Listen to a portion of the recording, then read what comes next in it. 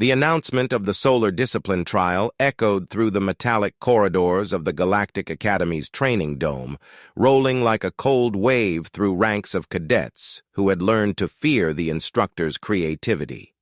Every species understood that this test was designed not simply to measure survival skills, but to expose weakness, to pull apart assumptions, and to remind every cadet that the Academy's authority stretched far beyond comfort or familiarity. When Instructor Varen announced the central rule, no fire allowed at any point of the trial, the reaction was immediate. Some cadets hissed in amusement, some vibrated their membranes in triumph, and others looked at the single human among them, Ethan Ward, with the sort of pity normally reserved for doomed creatures. No one doubted that this rule had been crafted specifically with him in mind. Ethan stood perfectly still as the murmurs rippled past him. A few alien cadets had the decency to look away, but most watched him with thinly veiled anticipation, expecting fear or frustration, or at least some sign of helplessness. He gave them none. His face remained calm, though in the back of his mind he acknowledged the obvious truth. Fire had been the cornerstone of human survival since prehistory. Without it, humans lost an enormous part of their advantage. Every other species in this trial possessed biological mechanisms that allowed internal heat regulation or nutrient activation. One cadet could warm food through glands beneath his wrists. Another could break down raw plants with acids stored in her abdomen. A third could extract direct energy from sunlight like a living panel. But Ethan had none of that. His body depended on cooked food, purified water, warmth at night, and controlled heat for detoxification. The Academy knew this, and the instructors wanted to see what would happen when the human's most ancient survival tool was ripped away. Instructor Varen continued his explanation, pacing along the platform as if savoring each word. The trial would be held on Taloro 6, a barren moon known for its relentless sunlight during peak hours and freezing darkness after sunset. Cadets would be dropped on the surface at midday and left until the following dawn with minimal supplies, a hydration capsule, a standard survival uniform, and a scanner that tracked vitals but offered no navigational or constructive help. The rules forbade fire, constructed tools, chemical reactions intended to mimic flames, or any attempt to generate artificial heat. Everything must be done naturally, as the instructor phrased it, though many suspected that this definition had been conveniently shaped to leave the human at a dire disadvantage.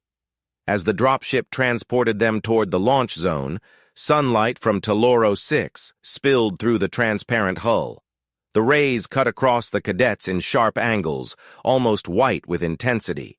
Some alien cadets leaned closer to soak up the warmth, already beginning their biological preparation. Ethan remained seated, observing the terrain beneath them. The surface looked dry, cratered, and littered with reflective patches. He noted the irregularity of the terrain, the jagged ridges that cast long shadows, and the clusters of dark stone that broke up the otherwise pale ground. It was not welcoming, but it was not hopeless either. The challenge was extreme, yet he sensed that nature always offered loopholes to those willing to observe closely enough.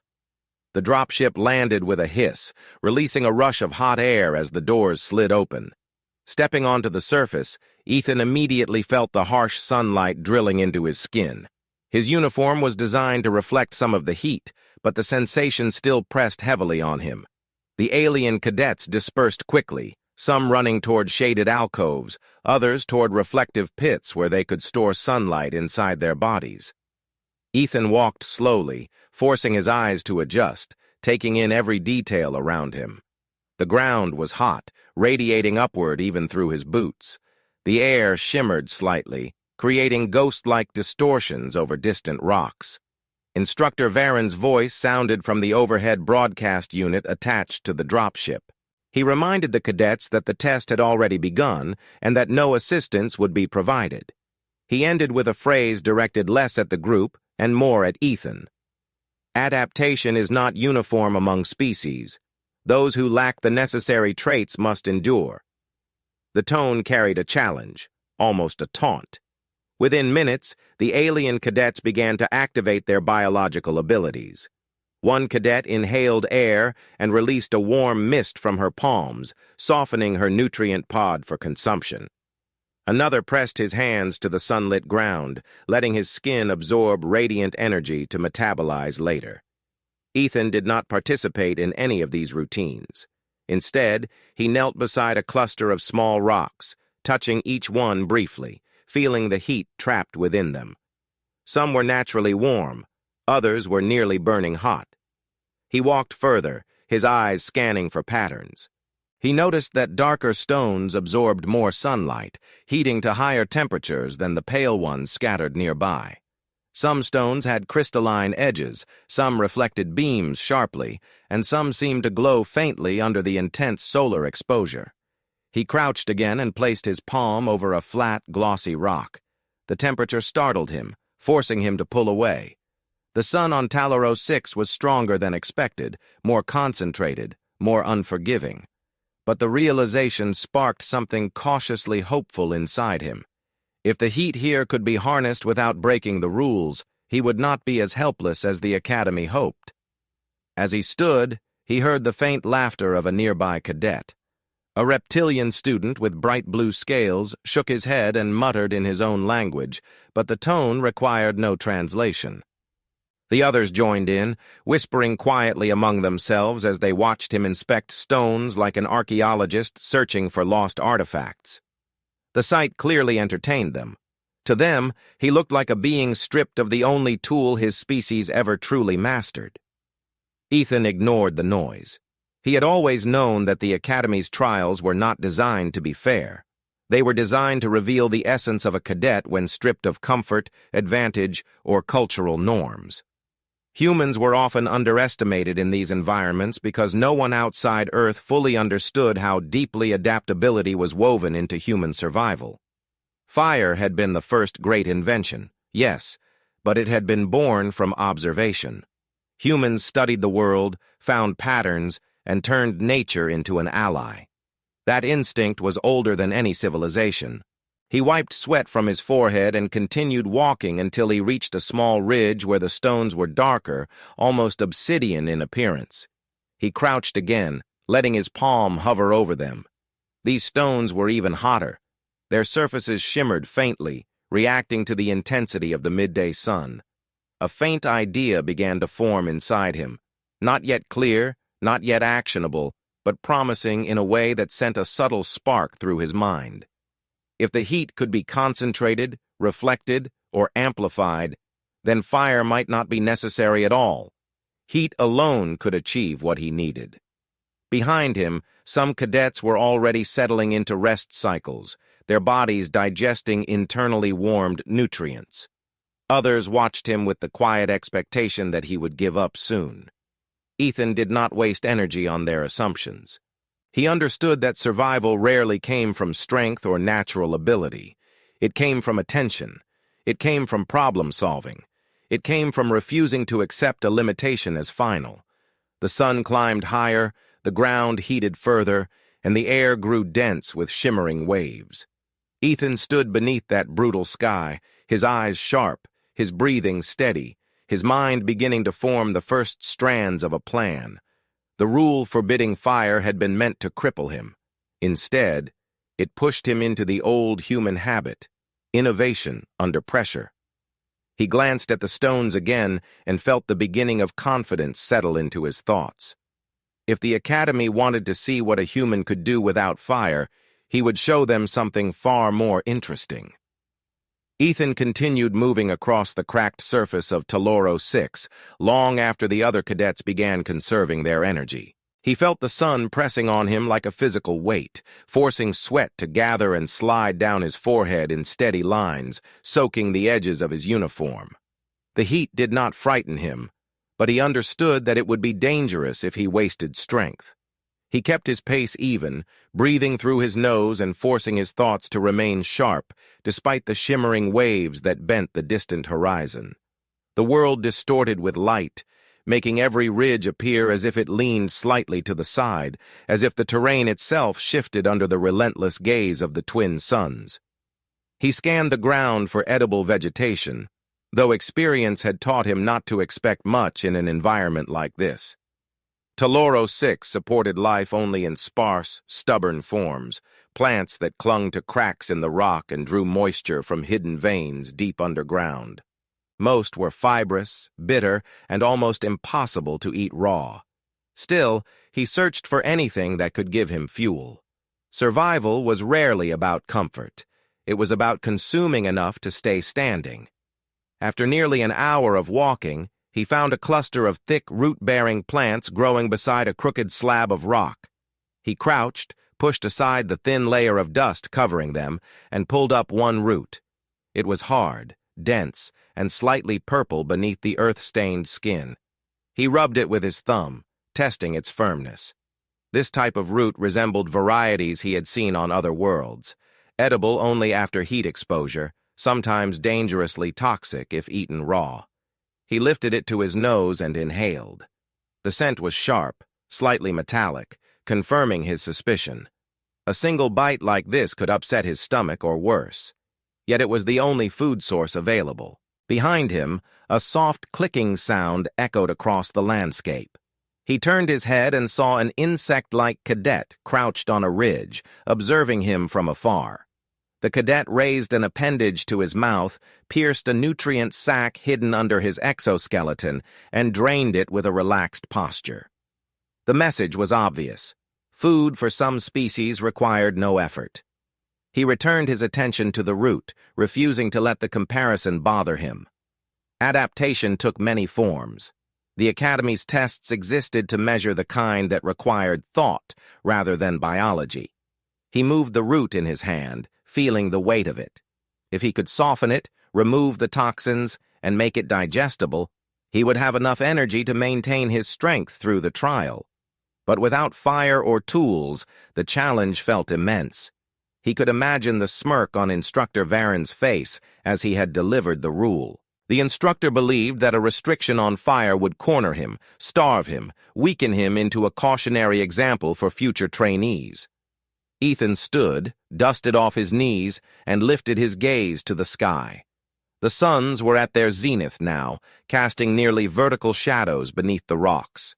The heat irradiating from above was brutal, but it also contained potential. He placed the root into his survival pouch and walked until he found a shaded indentation under a large boulder. The temperature dropped noticeably under its shadow, giving him a brief moment of relief. He knelt and took a careful sip from his hydration capsule, letting the coolness settle over his tongue before he swallowed. He would need to ration it carefully.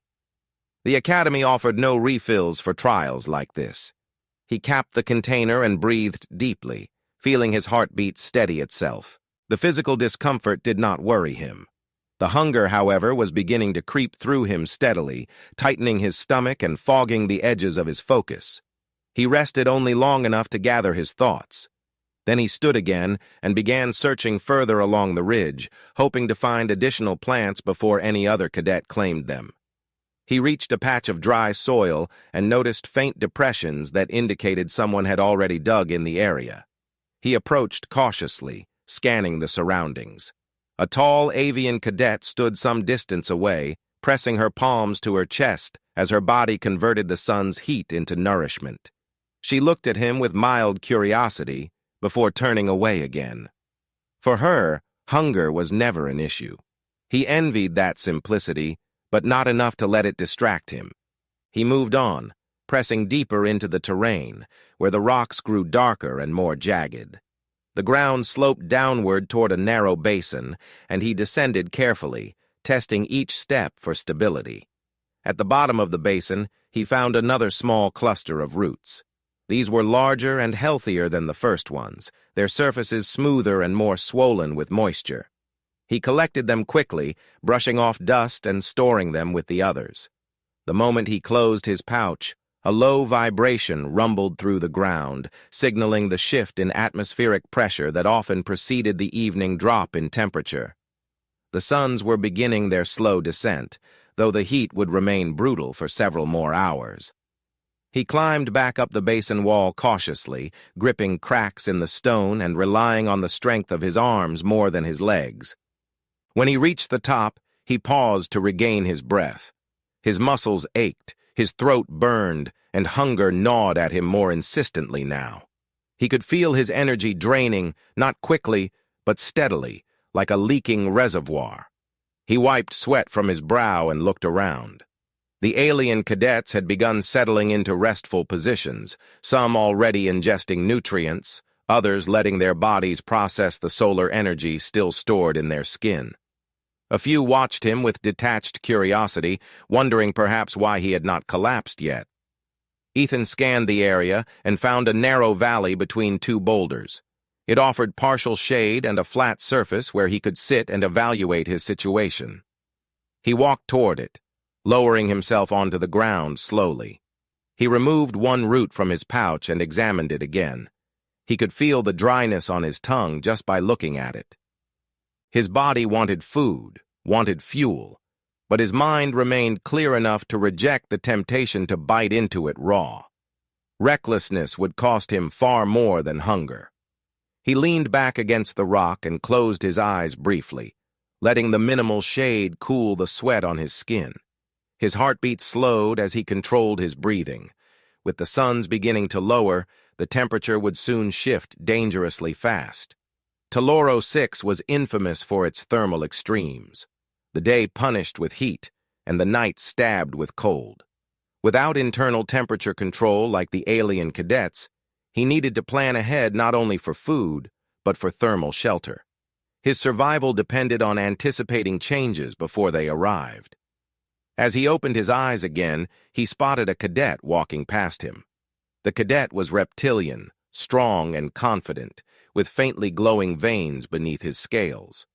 He glanced at Ethan, smirked, and tapped the ground with his foot. Steam rose instantly, demonstrating how his body could release excess heat through specific channels. The display was meant to taunt him. Ethan refused to react.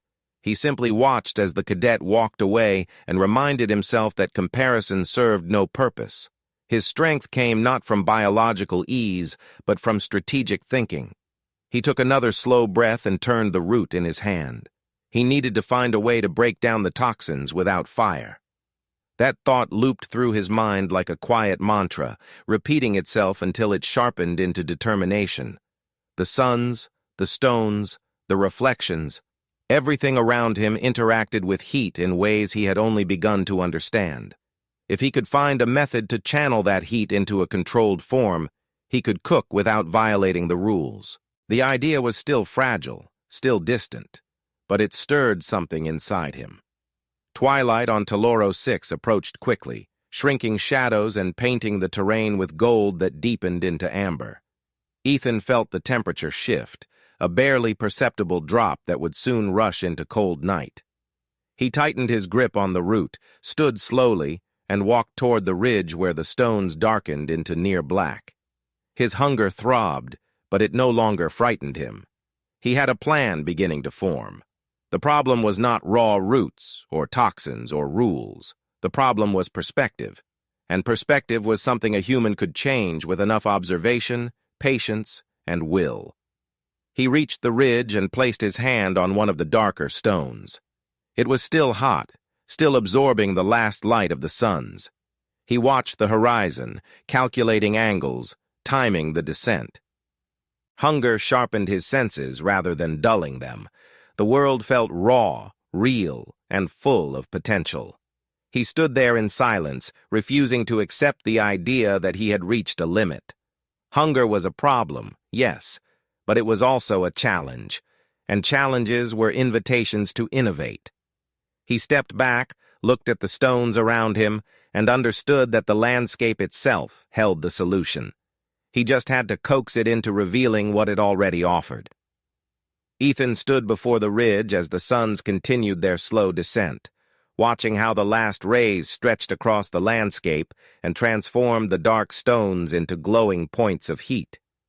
He remained still long enough for the shifting light to reveal new shapes and angles he had not noticed earlier. The surface of Taloro 6 behaved differently in twilight. The reflective minerals caught the sunlight more sharply, scattering the beams into narrow threads that glittered like fragments of blades. Those threads converged on certain stones more intensely than others, heating them far beyond the temperature of the surrounding ground. Ethan knelt beside one of these stones and ran his hand above it without touching. The air shimmered in a thin, distorted veil, proof that the stone continued to absorb and emit heat, even as the light faded. He straightened, studying the distribution of stones with quiet focus. Some were nearly mirror-like and bounced light toward specific directions. Others were matte and absorbed light without reflecting much back. But the dark stones, those drew him most. They were scattered, but not randomly. Many rested in natural depressions or fractures where the ground sloped gently inward. It was as if the terrain itself had once channeled heat into pockets, collecting energy in the same way ancient humans once dug pits to trap fire. He imagined what would happen if these stones were arranged deliberately rather than passively shaped by erosion. If positioned correctly, they might increase the heat at a single point enough to soften the roots he carried. The idea formed so slowly at first that he almost dismissed it, but a second glance at the shining ridge cemented his confidence. The suns on Talaro 6 were merciless, but their intensity was also an opportunity. Heat surrounded him in every direction. He only needed to redirect it. He walked along the ridge, gathering stones as he went. Some were smooth and flat, reflecting pale orange light. Others were glossy and black, absorbing the last heat of the evening. He weighed each one in his hands, trying to understand its properties.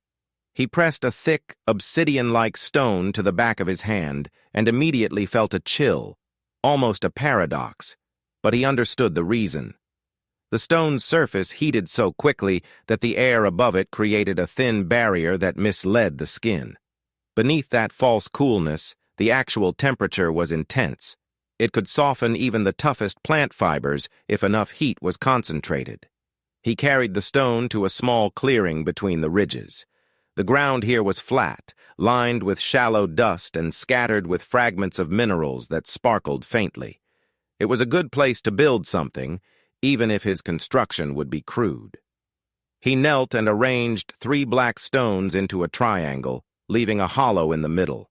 The stones emitted heat that radiated outward in rippling waves. He stepped back, letting the warmth settle through the air before adding another layer. The structure needed focus, something to direct sunlight the same way a lens might. He remembered how intense the beams had been on the ridge earlier. If he could recreate that concentration here, he would have a natural furnace. He walked back to the ridge to retrieve more stones. Sweat dripped from his jawline as the warm air brushed against him. The suns were sinking, but Talaro 6 held heat the way a memory clings to emotion, slow to fade, slow to forgive. He knelt and searched through the rocks until he found 2 pale stones with reflective surfaces. He held them up, angling them toward the remaining sunlight. Thin lines of light bounced off them, cutting across the ridge in bright, sharp lines. Perfect. He carried them carefully to the clearing and positioned them behind the black stones. If the pale stones reflected the light toward the black stones, the heat would increase significantly. He crouched, ensuring the alignment was tight. The black stones formed a basin. The pale stones caught the last glow, and the gaps between the stones created channels where the heat could pool. He adjusted each stone with slow, deliberate movements, stopping frequently to check the angle of the light. The suns lowered further, forcing him to work quickly before darkness erased the warmth entirely. He nudged a stone to the left, tilted another upward, and placed a third flat on the ground to act as a heat anchor. Every adjustment sharpened the structure's focus. He could feel the temperature rising subtly. Once the basic frame was complete, he selected a stone that had a concave indentation. It was smooth, dark, and shaped like a natural bowl. He placed it in the center of the structure and watched as the basin warmed instantly, turning the air above it into a quivering veil. This was the key. This would be his cooking chamber. But one basin alone would not be enough. Heat would escape unless it was enclosed. He scanned the ground until he found a larger flat stone. He lifted it with both hands, muscles straining slightly under the weight, and lowered it over the structure at an angle, creating a slanted cover. The shape was imperfect, but the cover would trap heat while still allowing sunlight inside. An improvised solar oven. He stepped back and observed his creation. It looked primitive, rough, and undeniably fragile, yet something about it felt right. He approached again and placed his hand close to the entrance of the structure. Heat burst from within, hotter than anything he had felt from the stones alone. The combination worked. The pale stones had already begun to intensify the last rays, redirecting them into the black stones that absorbed and magnified the energy. The concave basin grew hotter every second. Even as the sun dipped toward the horizon, the temperature inside continued to climb. Ethan felt a quiet satisfaction spread across his chest. He reached into his pouch and removed one of the roots. The surface was dusty and rigid, but the inner flesh would soften if heated long enough. He placed the root in the basin, careful not to break its fragile skin. The heat wrapped around it immediately, causing a faint crackle as the outer layer met the hot stone. He lowered the flat cover slightly, trapping the warmth inside. A thin wisp of steam escaped from the edge, twisting gently upward before dissolving into the air. It was working. Ethan sat beside the structure, watching the root as it slowly steamed. The process would take time, but he felt no impatience. Hunger gnawed at him, but anticipation steadied his thoughts. He glanced around the clearing. At the edge of the horizon, shadows stretched long and thin, painting the land in deep hues of gold and violet.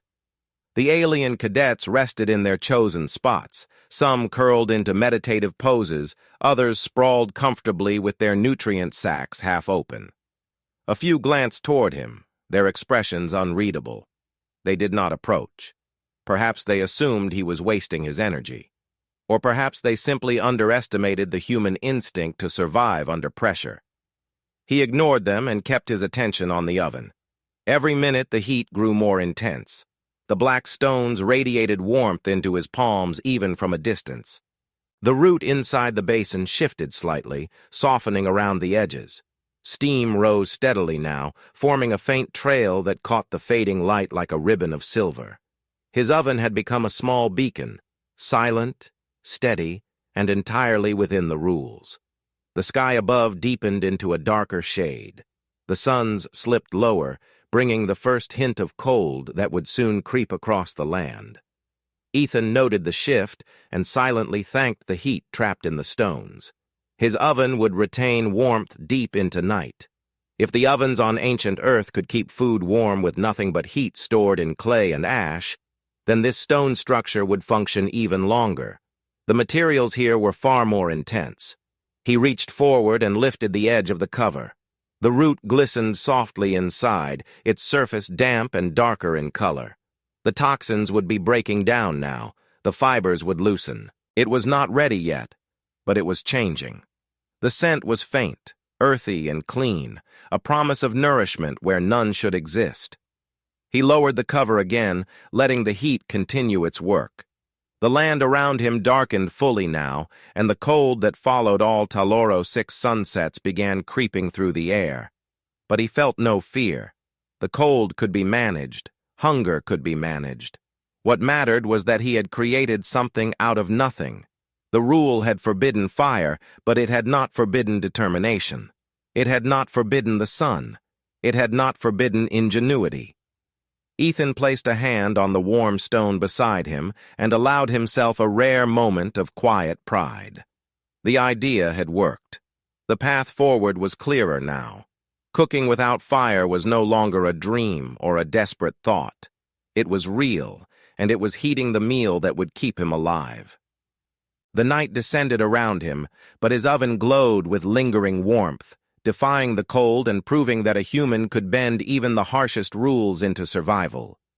Ethan remained seated beside his improvised oven as the last light drained from the sky, watching as the shadows thickened into a deep purple that eventually dissolved into near black. The temperature dropped sharply once the second sun slipped below the horizon, and the air that had been scorching moments ago became sharp and thin, cutting against his skin in steady waves. Teloro 6 always transitioned violently, never allowing gradual comfort. The world demanded resilience from everyone who stepped foot on it. Ethan accepted that demand, pulling his arms closer to his body as he leaned toward the oven for warmth. The stones continued to radiate heat, their surfaces glowing faintly under the fading light, creating a tiny island of stability in an environment engineered to break willpower. He lifted the edge of the cover and looked inside. The root glistened softly, the outer skin wrinkled and darker now, releasing more steam each minute. The heat trapped inside the basin was still intense despite the darkness. He lowered the cover and sat back, inhaling the warm air for a moment before scanning the horizon. The alien cadets were adjusting to the cold with ease. Some had shifted into hibernation-like stances, slowing their heartbeats. Others pressed their bodies to the ground and released internal heat reserves. A pair of avian cadets perched on a boulder, their feathers glowing faintly from stored solar energy. The sight reminded Ethan that he was the only one on this planet whose body did not transform with the environment. He had only his mind, his will, and his ability to adapt through action. The cold intensified, wrapping itself around the edges of his uniform. He pulled the hydration capsule from his bag and took a small sip, careful not to waste more than he needed. The liquid was cooler now and soothed his dry throat. He capped it again and placed it beside him. He could hear the distant hum of the Academy drone hovering high above, monitoring vitals and compliance with the rules. The sound was faint, easily mistaken for wind, but Ethan recognized it instantly. The instructors had eyes everywhere. If he attempted even the slightest spark, the drone would detect it. But his structure produced no flame, no combustion, no chemical ignition, only harnessed heat from the environment. He had built something entirely within the rules, something the Academy had not anticipated. A gust of wind rushed across the clearing, scattering dust and brushing over the stones. Ethan shivered as the cold seeped deeper into his body. He scooted closer to the oven, appreciating the warmth it continued to emit. The black stones glowed with trapped energy, acting like thermal batteries. He placed his palms near them, feeling the invisible waves radiating outward. Without this pocket of warmth, he would have been forced to walk constantly just to maintain heat. Instead, he could preserve energy, which would be crucial for the next day. He lifted the cover again.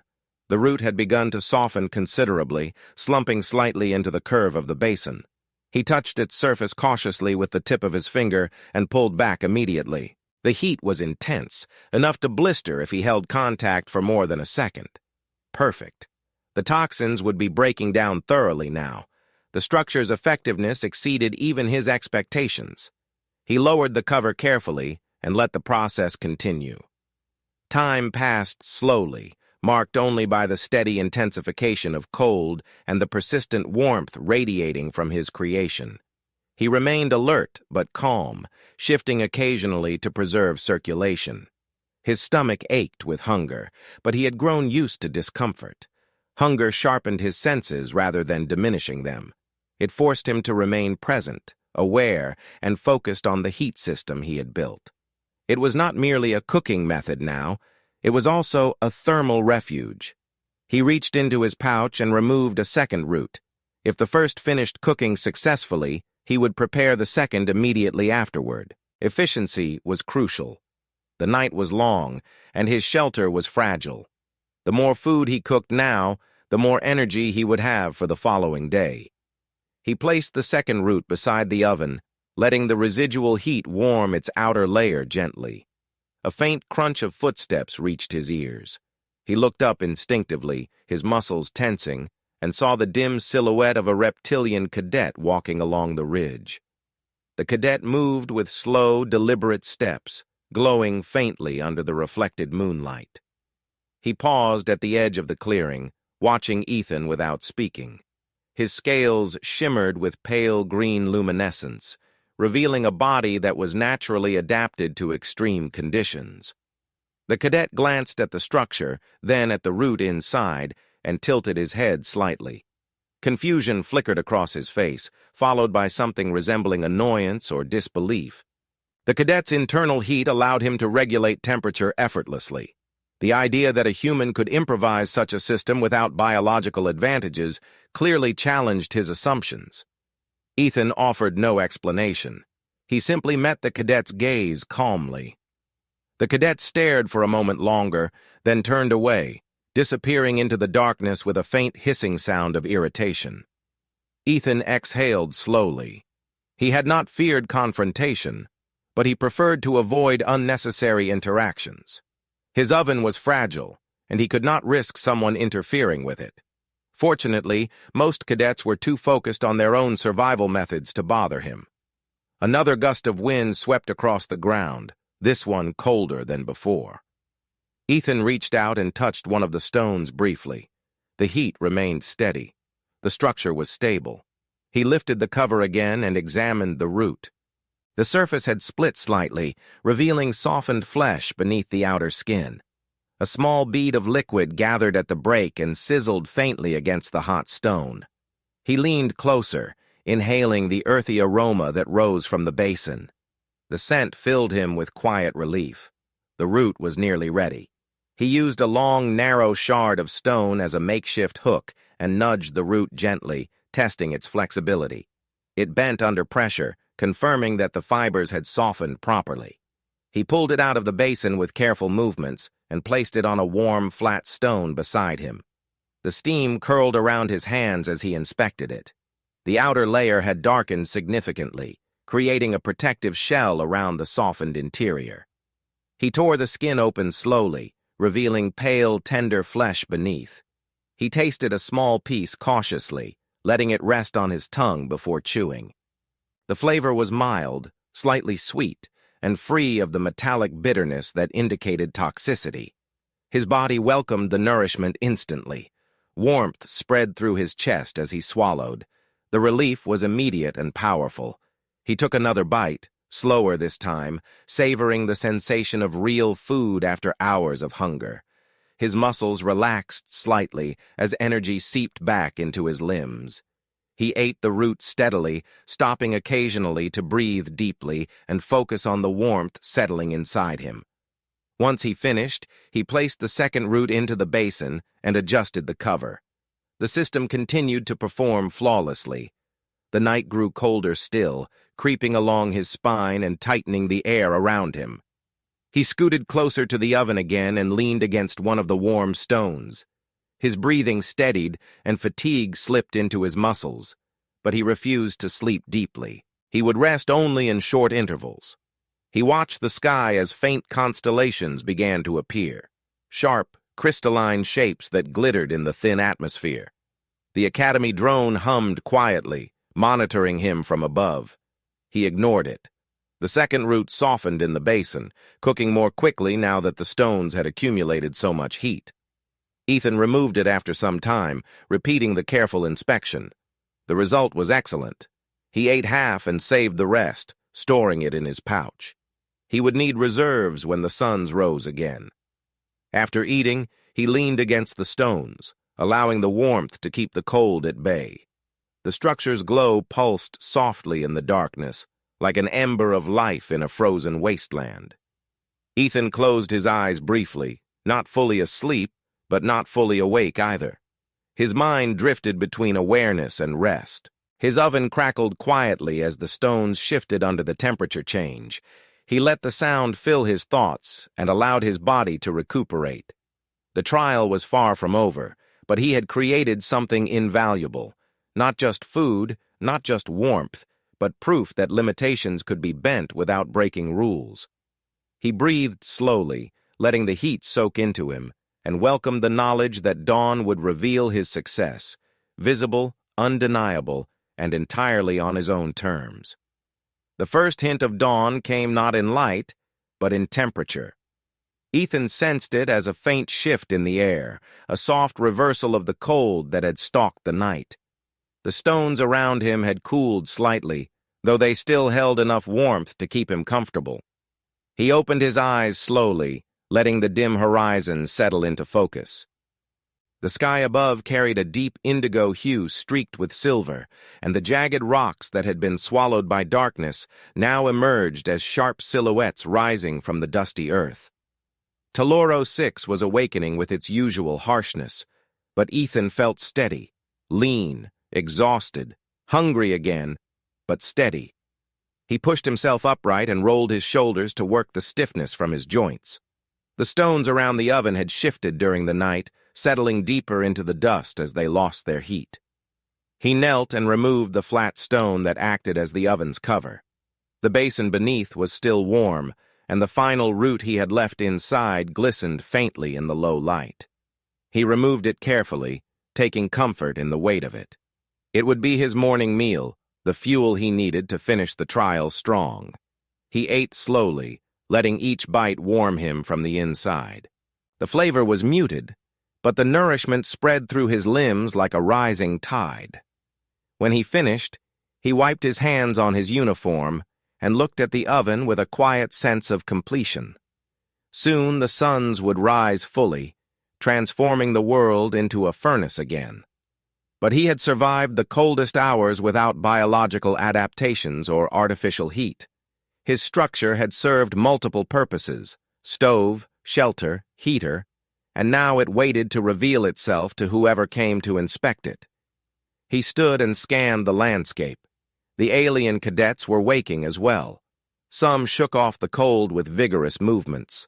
Others absorbed the early sunlight through shimmering membranes or opened nutrient sacs that had regenerated during the night. A few looked toward him with cautious curiosity, clearly noticing the stone structure for the first time in daylight. The avian cadets perched on the ridge tilted their heads at him, their feathers rustling quietly. No one approached, but the attention was undeniable. A sharp vibration passed through the ground as the Academy dropship approached from the east. The hum grew louder, bouncing off the stone ridges until it echoed like distant thunder. Dust swirled in small spirals as the ship slowed, suspended in a field of shimmering energy before settling on extended landing braces. When the doors opened, Instructor Varen stepped out, his posture rigid and his eyes scanning the terrain with practiced severity. The drone that had monitored the night descended beside him, its sensors aimed downward. Varen walked across the uneven ground with long, deliberate strides. The cadets stood in scattered clusters, watching him with the tense reverence expected from those who had endured extreme conditions. He passed by several cadets, pausing only briefly to assess their condition, then continued forward until his gaze landed on Ethan. The instructor slowed subtly, his expression difficult to read. His eyes drifted from Ethan's face to the structure at his feet, an arrangement of stones that defied the simplicity of its appearance. Varen approached the oven and circled it once, examining each angle with the same scrutiny he reserved for forged weapons or concealed contraband. He crouched and placed his hand near the entrance, feeling the warmth still trapped inside. His jaw tightened almost imperceptibly. Ethan remained silent, standing a short distance away with his hands relaxed at his sides. He offered no explanation. The structure would speak for itself. Varen lifted the flat cover and peered into the basin. A faint wisp of lingering steam rose toward him, evidence that something had been cooked only hours earlier. The instructor picked up a fragment of the root skin left at the bottom. He rubbed it between his fingers and sniffed it briefly before dropping it. Then he stood and turned toward Ethan, his eyes narrowing. "Explain," Varen said, his voice low and sharp. Ethan stepped closer, but not too close. "The rules prohibited fire," he said evenly. "They did not prohibit using sunlight or heat stored in stones." A few cadets shifted uncomfortably. One reptilian cadet clicked his claws against the ground in surprise. An avian cadet tightened her wings. Varen remained still, though a flicker of irritation crossed his features, the kind that came not from anger, but from the realization that a rule had been interpreted more intelligently than intended. "And this was enough to prepare food?" Varen asked, his voice cool. "Yes," Ethan replied. "Enough to detoxify the roots. Enough to survive the night. Varen looked at the structure again. You constructed a furnace. I arranged stones already present in the environment, Ethan corrected. No tools, no adhesives, no artificial heat. Varen did not respond immediately. He looked toward the ridge, where other cadets now stood more openly watching the exchange. Then he looked back at Ethan. His expression, usually immovable, shifted subtly into something that resembled reluctant respect, or at least acknowledgement. He signaled to the drone. The device whirred closer, scanning the stones, then emitted a series of confirmation tones. Varen folded his hands behind his back and addressed the entire group. The human cadet has completed the solar discipline trial, he announced. All procedures remain within the rule boundaries. His survival structure demonstrates adaptability in extreme conditions. The trial is concluded. A ripple of reaction passed through the cadets. Some looked stunned. Others looked irritated. A few, including the avian cadet on the ridge, seemed quietly impressed. The reptilian cadet from the night before hissed softly under his breath, clearly displeased, but he said nothing aloud. Ethan felt no triumph surge through him, only relief, and beneath that relief, clarity. He had not proven anything about superiority. He had proven something about human stubbornness, the kind that turned constraints into puzzles and danger into opportunity. Varen faced him again. You exploited a loophole, he said. I used the environment, Ethan replied. Varen studied him for a long moment, as if searching for something unsaid. Then he nodded once, curt and decisive. Resourcefulness, he said quietly. A trait difficult to predict and equally difficult to discourage. He stepped back and addressed the cadets once more. Return to the dropship for extraction. A full debrief will follow. The cadets dispersed, though many continued to glance at Ethan as they moved toward the ship. Some with confusion, some with respect, and some with the uneasy realization that their assumptions about humans were incomplete. Ethan lingered only a moment longer, looking at the stone oven one last time. It stood there silently, glowing faintly in the rising daylight, a small monument to improvisation on a world designed to challenge everything he lacked. He did not touch it. He simply memorized it, then turned and walked toward the dropship. As he stepped inside and found his seat among the others, he felt the exhaustion in his body settle more deeply, but it no longer troubled him. The trial had demanded everything he had: focus, endurance, creativity, and he had met that demand. The doors closed, sealing out the harsh winds of Taloro 6. The engines hummed, lifting the ship toward the academy orbiting high above. Ethan watched the moon shrink beneath him through the small window at his side. The ridge, the stones, the structure, all dissolved into a distant landscape. But the lesson remained clear. Fire had never been humanity's greatest survival tool. Adaptation had always held that title. When the dropship finally docked with the academy, Ethan stood with the other cadets, ready for whatever came next. He did not know if the instructors would consider his actions clever or inconvenient, but he knew one thing with absolute certainty. He had survived because he refused to accept the limitations imposed on him. Some beings adapted through biology. He adapted through will. And that, he realized as he stepped into the corridor's bright artificial light, was enough to turn even the unforgiving surface of Taloro 6 into a place where a human could endure.